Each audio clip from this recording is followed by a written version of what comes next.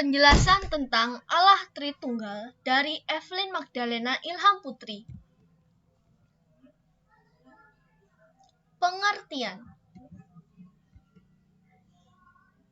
Tritunggal atau Trinitas berasal dari kata Latin yang secara harfiah berarti tiga serangkai dan dari kata Trinus yang berarti rangkap tiga, menyatakan bahwa Allah adalah tiga pribadi, Bapa, Putra, dan Roh Kudus, sebagai satu Allah dalam tiga pribadi ilahi.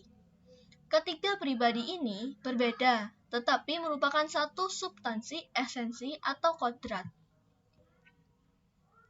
Allah adalah satu, artinya tunggal, utuh, tak berbagi, tak bercerai-beraikan, sempurna, dan tidak ada sesuatu apapun yang perlu ditambahkan kepadanya. Jika satu adalah utuh, penuh, sempurna, maka Allah sama dengan satu. Dengan kata lain, Allah adalah keutuhan, kepenuhan, dan kesempurnaan.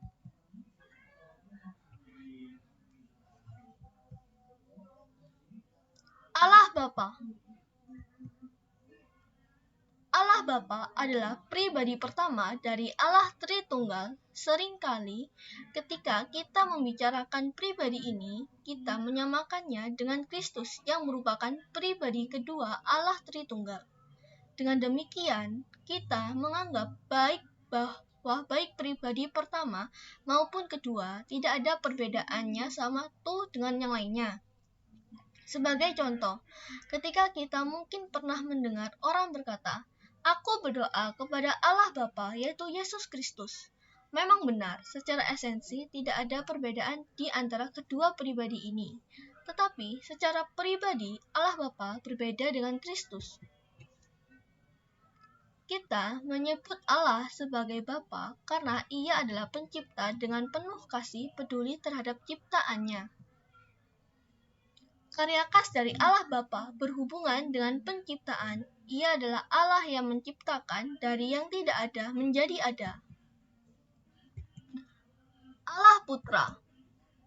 Allah Anak, juga disebut Allah Putra atau Allah Putera, adalah pribadi kedua dari Allah Tritunggal. Doktrin Trinitas mengidentifikasikan Yesus sebagai Allah Anak yang satu dalam esensi tetapi berbeda secara pribadi dengan Allah Bapa dan Allah Roh Kudus.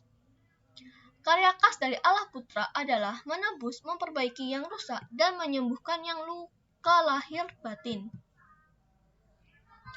Allah Roh Kudus. Allah Roh Kudus adalah pribadi ketiga dari Allah Tritunggal dan memiliki keilahian yang sama dengan Allah Bapa dan Allah Putera. Karya khas dari Allah Roh Kudus adalah memperbarui, meneguhkan, dan mempersatukan. Roh Kudus biasanya digambarkan dengan burung merpati. Penjelasan tentang ungkapan iman tentang Allah Tritunggal dari Evelyn Magdalena Ilham Putri. Ungkapan iman Allah Tritunggal dibagi menjadi 5, yaitu tanda salib, doksologi, credo, gloria, dan pembaptisan. Tanda salib. Pengertiannya merupakan tanda yang selalu digunakan untuk membuka dan menutup dosa. Isinya dalam nama Bapa dan Putra dan Roh Kudus. Amin. Tanda salib memiliki arti sebagai peringatan akan Yesus yang mati di kayu salib sebagai juru selamat, sebagai tanda karya penyelamatan dan penebusan yang mendamaikan alam semesta, memberi hidup dan mengalahkan yang jahat.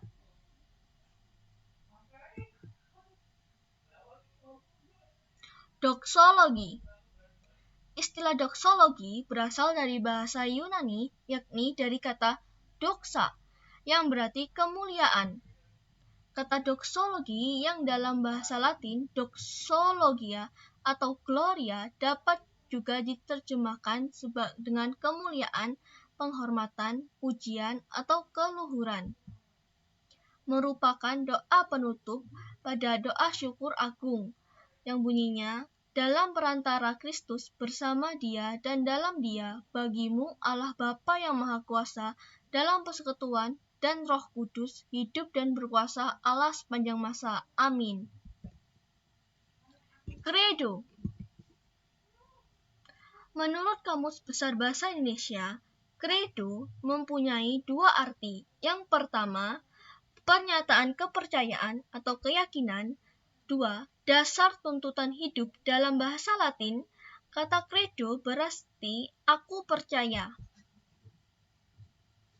Merupakan syahadat imam yang mengungkapkan akan adanya Tritunggal Maha Kudus dan sering diucapkan saat homili pada perayaan Ekaristi.